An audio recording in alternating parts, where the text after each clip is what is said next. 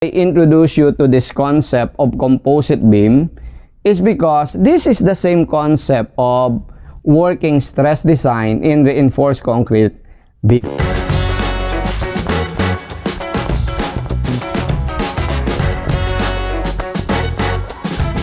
With the entry of COVID, all schools and review centers were forced to stop their physical operation.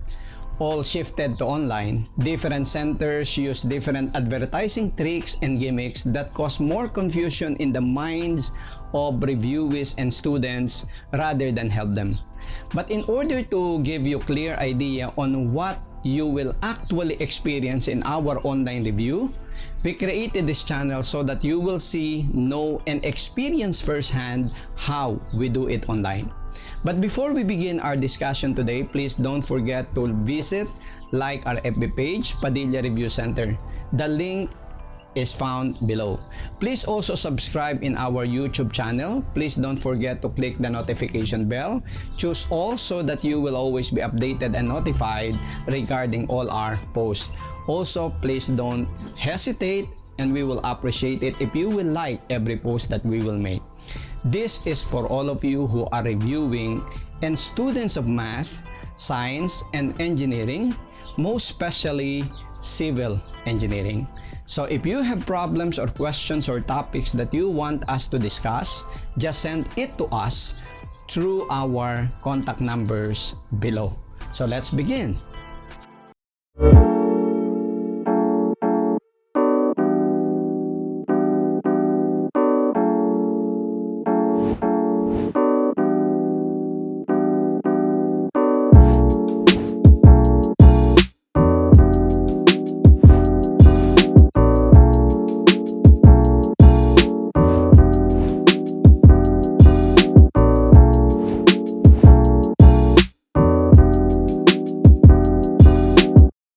What about if this is your wood section, FB allowable is 12, E of wood is 4 gigapascal, and there is a reinforcement of 2 pieces on top and bottom of 200 by 10 mm steel plate, which are mounted or attached to the wood continuously. So they act as one. So how shall we solve this problem? Allowable bending stress in steel is 150, E of steel is 200 gigapascal. Now, can we use the concept that FB actual is equal to MC over I? If we are looking for the maximum FB actual, then this must be C maximum. Can we use or reduce that to 6M over BD squared? The answer is no. Because when we solve the moment of inertia, the moment of inertia must always be taken about the global centroid, or for this one, I will use the terminology that is familiar to you, neutral x-axis. In solving the I about the neutral axis, neutral x-axis, it would be I about the neutral x-axis equals the summation of I local plus area distance squared. C is the transfer distance from the local axis to the neutral axis, or the local centroid to the global centroid. Okay? So, the problem here is this. In computing the area, we are dealing with 2 different materials, steel and timber. Steel is a lot stronger than timber. 150, 12. And it would be nonsense if we will be taking an area of a steel equal to an area or same amount of timber. So just to exaggerate it, imagine this is paper and this is steel. Will a 100 square meter of paper be equivalent to 100 square meter of steel? That's absurd, right? So what we are going to do here in the computation, before we can solve the I about the neutral x-axis, we need to convert this section into an equivalent all wood or all steel section. It's up to you to choose. So if we will convert this into equivalent all wood section, meaning I will convert steel into wood. Our steel or our wood remains wood. This one. So this is 200 by 400. But for the steel, we will replace it by equivalent wood.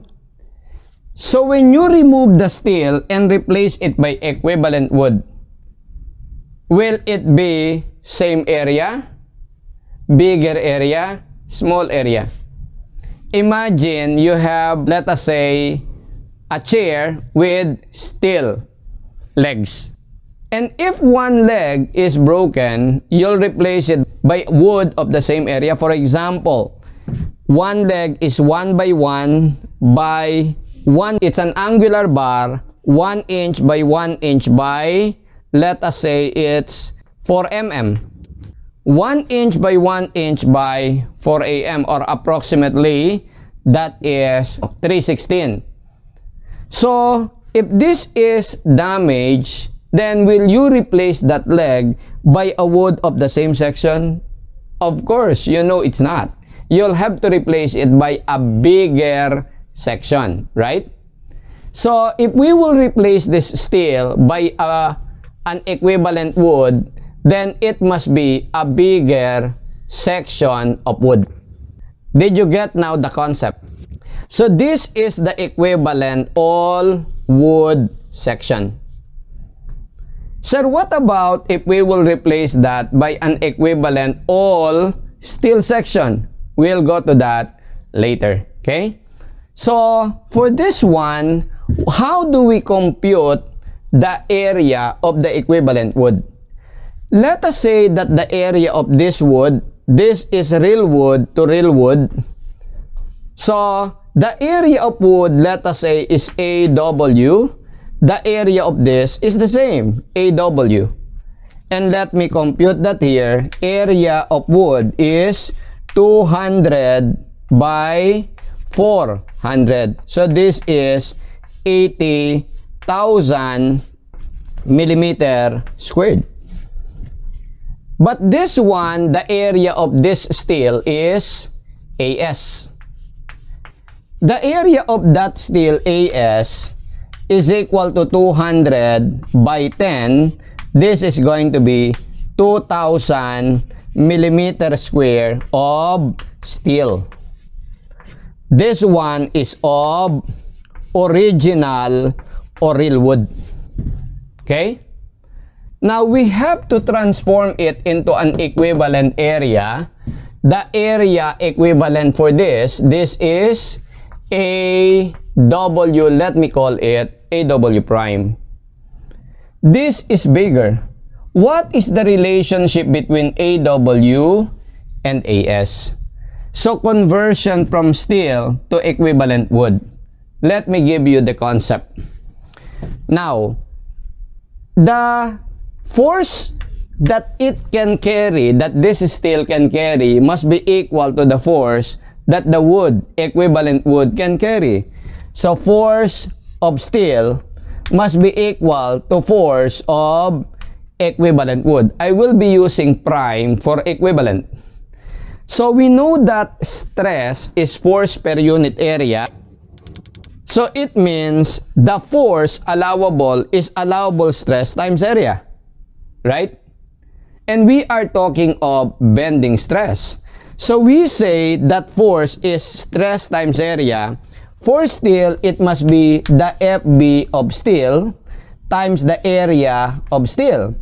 For the wood equivalent, it must be the allowable bending of wood prime multiplied by area of wood prime.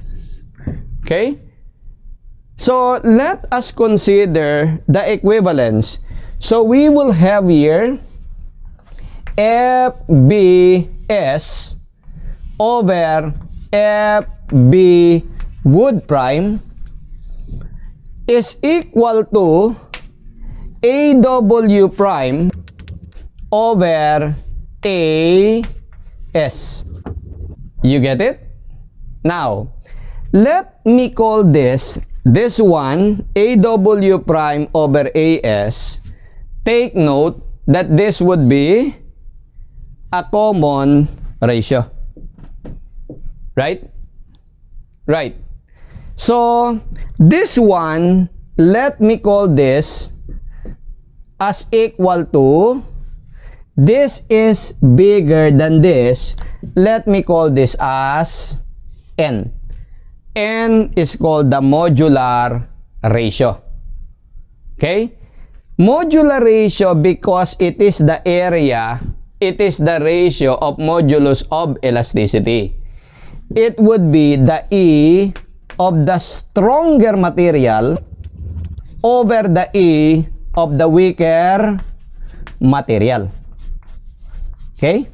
So that's why in the transformation of area, our N, for the sake of computation, is E of the stronger material, E of steel, over E of wood. The E of steel is 200 GPa. The E of wood is known to be 4 GPa. And this is going to be 50. Right? But we know that AW prime, the area of equivalent wood, is equal to N times AS. It multiplies AS. So the area here is N times AS. As far as the allowable is concerned, take note, FBS over FBW is N. So bring this up, bring this down. We say that FB allowable for equivalent wood is going to be FB for the original material steel over N. Take note of this. If N multiplies the original area, N divides the original allowable stress or allowable stress of the original material. You get it? So, don't just memorize it. Take it from this equivalence. You get it? Okay. Now, so therefore, this is going to be equal to AS. What is your AS? 200 by 10 times N, right? Which is 50. Or I will just put it as N. Now, take note, we maintain the thickness here, 10. So, the width is 200 times N. So, that's why this one is 200, the width, times N. Okay? You just multiply this by N, you get the equivalent width. So, 200 times N is 200 times 50 is going to be equal to 10,000 millimeters. So, this is 10,000 millimeters. Okay? So, therefore, you have here 2,000 times N, which is 50. So, you'll get here 2 times 5, 10, 0, then the 3 zeros. This is 100,000 millimeters squared. This is your AW prime. You get it? Alright. So, we are now ready to solve our I about the neutral x-axis. By symmetry, the neutral x-axis is also here at the centroid or at the center. Right? So, solving our I about the neutral x-axis, we say that it is summation of I local for rectangle Ri local is 112 bh³ plus area distance squared. So, the moment of inertia of this equivalent all-wood section is the moment of inertia of this, which is 112 base 200 times height cube 400 cube. No need to transfer the moment of inertia because the centroid of this rectangle and the neutral x-axis coincide. So the transfer distance is 0. Plus for this one, the centroid of this is here. Okay? So if this is 400, this is 200, and this is 5. So therefore, from centroid to centroid, this is 205. And from centroid to extreme, this is 210. And from centroid to extreme, real wood, this is 200. Okay? So, for this section, the moment of inertia is this. For this one, it is 112 here. It is 112 of base 10,000 times height 10 cube plus area distance squared. The area of this AW prime is 100,000. So it is 100,000 times transfer distance squared. From local centroid of the equivalent wood to the global centroid or neutral x-axis is 205. So this is 205 squared. But this is only the contribution for one steel or one equivalent wood. And there are two of them. So all we need to do is multiply this by 2. So therefore, simplifying this one and computing the I about the neutral x-axis, we will get I and AX is equal to 9.473 times 10 to the 9, and this is millimeter to the fourth. So this is our I and A. Now, applying our safety equation, FB actual maximum must be less than or equal to FB allowable. But although this is equivalent all wood section, now, this wood, equivalent wood, is still different from this original wood. This original wood has a capacity of 12 megapascal for flexure, while this one, this equivalent wood, has a capacity of FBS over N. FB of steel is given as 150 megapascal. So over our modular ratio N, and our N is strong over E weaker, we found this to be 50.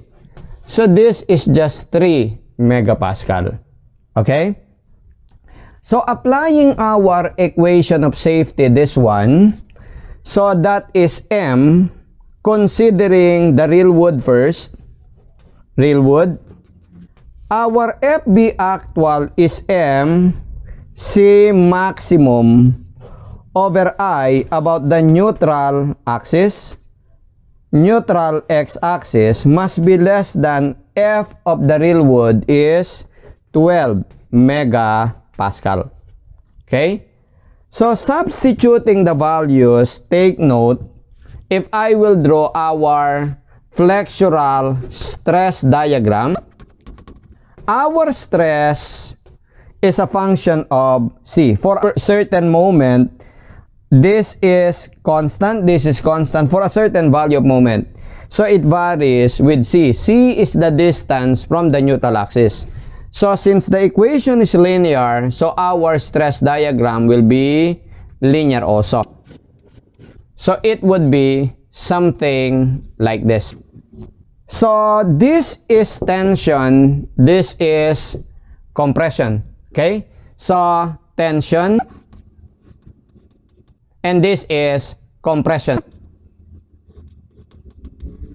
Or the actual diagram, actually this is just a reflection. The actual diagram is the mirror image of that, like this. Okay? So the maximum stress for the real wood is this one. This is the FB max. And the C for that is 200. So M times 200 over I about the neutral x-axis, that is 9.473 exponent 9 must be less than equal to 12. Okay? So that would be 568. So the moment must be less than or equal to 568.4 kilonewton meter, or times 10 to the 6 Newton millimeters. Look at the great increase in the capacity because of the addition of steel. From 64 without steel, it became 568. But we're not yet done. This is considering the capacity of the real wood. Considering the transformed wood, the safety of the transformed wood, our FB max actual MC max over I about the neutral x-axis must be less than FB allowable. Your FB allowable for the transformed wood is just 3. The difference here is that for this equivalent wood, the maximum C is 210. So you'll have here M times 210 over I about the neutral axis, 9.473 times 10 to the 9 must be less than or equal to 3. Your M capacity is going to be equal to 135.33 kilonewton meter, or 10 to the 6 Newton millimeter. Now, considering the strength of the real wood acting compositely with the steel, the capacity is 568 kilonewton meter. Considering the strength of the steel combined compositely with the real wood, then the capacity is 135. So meaning, if your moment exceeds 135, your steel here begins to fail. But if your moment exceeds 568, then that is the time when this wood will begin to fail. But remember that they are acting compositely. The failure of one is the failure of both, right? Correct. So, the one with the weaker or lower capacity is the transformed wood, which reflects the capacity of steel, right? So, therefore, our M capacity, you choose the weaker element, and that would be this one. The moment capacity is 135.33 kilonewton meter. With the addition of steel, a great increase in strength of the beam from 64 to 135. Once steel fails, it will separate from wood because it will fail. Then what will prevail is just the capacity of this wood, which is 64. You follow? You get it? But that will happen when steel already fails. The reason why I introduce you to this concept of composite beam is because this is the same concept of working stress design in reinforced concrete beam. So, the only difference is it's not wood and steel, but it's wood, it's concrete and steel. Okay? The shape is not rectangular. For concrete, it may be rectangular, but the shape of steel is circular. You get it? So, in our next post, I will be discussing reinforced concrete, singly reinforced concrete, rectangular beam using working stress design method. And it is not different from this one. Exactly the same concept. The reason why a lot of students are finding it difficult because in textbooks, the approach for reinforced concrete design becomes formula-based. And it is being attacked separately and differently from this basic concept of area transformation. So once you understand this, composite beam for steel, for timber, and for reinforced concrete, they are all composite because composed of two or more different elements. So once you understand that, the solution to all these problems will just be the same. So for reinforced concrete, singly reinforced working stress design, we will subscribe in this channel and we will be posting the part 2 of this discussion. And by the way, on March 15, we will be starting the first batch of our program for reinforced concrete design. It would be RCD1 and RCD2. RCD1 will be reinforced concrete beam and slab. RCD2 will be column and footing. The fee for RCD1 is 1,000. The fee for RCD2 is 1,000, only 2,000 pesos. But if you will enroll on or before and you are also a subscriber of this channel, so you have to just send us with your payment, with your picture proving that you are a subscriber of this channel, then you will be getting a 50% discount. So you will be paying only 1,000 pesos for the two. So the RCD2 will be free. Imagine why you must enroll. One, it's very affordable. Because if you will hire an instructor or a tutor to teach you, it's 500 per hour.